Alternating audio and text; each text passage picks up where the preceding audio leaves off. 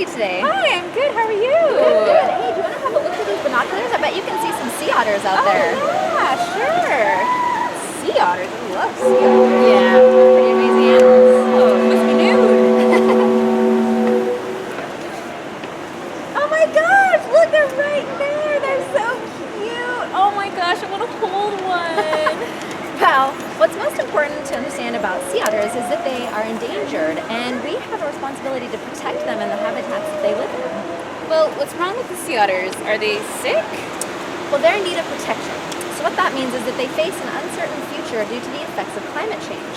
Luckily, we already know what we can do to ensure the sea otter's long-term survival. Really? I heard that climate change is just part of a natural cycle. Will the sea otters just adapt to that new weather? Well, another way to look at this is that the climate is changing in a much faster and on a much larger scale than ever before in human history. And the best way to understand climate change is that it has to do with our burning fossil fuels for energy, using coal and oil and gas. And when we burn fossil fuels, we release excess carbon dioxide into the atmosphere and the oceans, and then the oceans absorb this excess carbon dioxide, and the chemistry of the sea actually changes and becomes more acidic.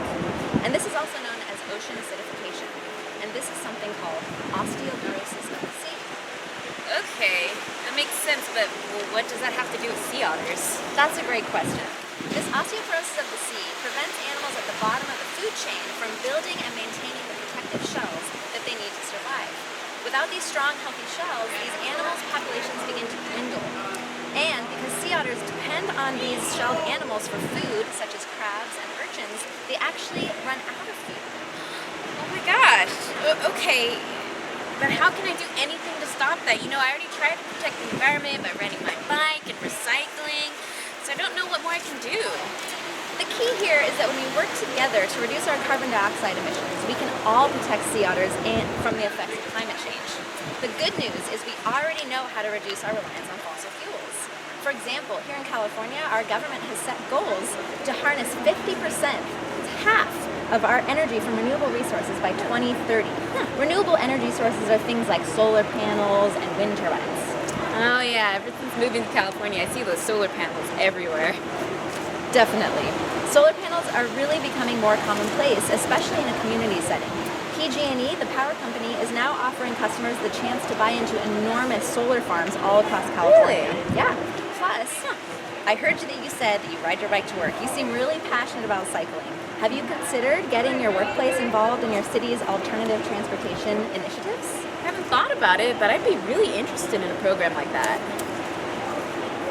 Yeah, alternative transportation is something that we Californians get really excited about. Here in our community at the aquarium, we reward employees for taking advantage of carpooling services, and we even offer insurance incentives to cyclists who bike to work. Huh, that's really interesting. Who knew alternative transportation solar panels could help save sea otters? After all of Earth's inhabitants have a shared fate, so when we protect our oceans, we secure our future. Oh, that's really neat. Thank you for the information. You're really welcome. Enjoy the rest of your day. I will. Oh, look, a dolphin. Oh, I will. Ah!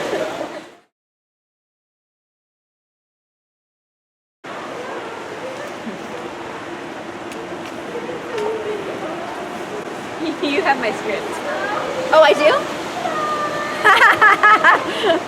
And the other script's in my pocket. I'd be interested in a program like that. Yeah.